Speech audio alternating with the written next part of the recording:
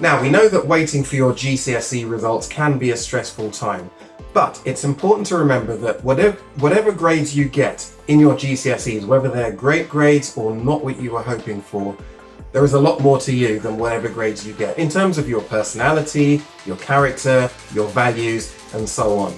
So it's important to try and keep things in perspective.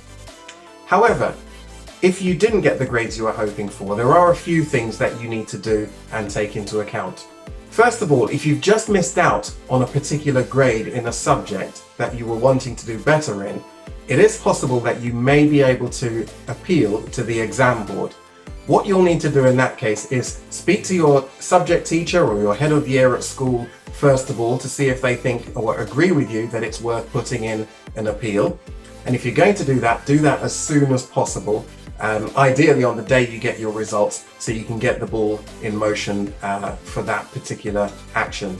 Also, if you didn't get a grade 4 in maths or English, you will need to retake them at your new college or sixth form. So you can discuss that once you start college to make sure that you're going to lessons for that particular subject, and then you can retake them in November. So hopefully you can retake them and get them out of the way. You can carry on with the rest of your subjects at college. It may be possible to resit other GCSEs the following summer, but there's no guarantee. Again, speak to your sixth form or college about that. Do bear in mind that if you are going to retake the following summer, you'll need to be revising for that subject alongside doing the other subjects that you've chosen to do at sixth form or college. So it will add to your workload. So that's important to keep in mind. Now, if you needed certain grades to do the subjects that you wanted to do at sixth form or college and you didn't get those grades, you'll need to speak to your college about that to see what alternative options they can offer you. Maybe they can offer you options in other similar courses that you can do. It does depend on the timetable and whether there are any spaces on that particular course.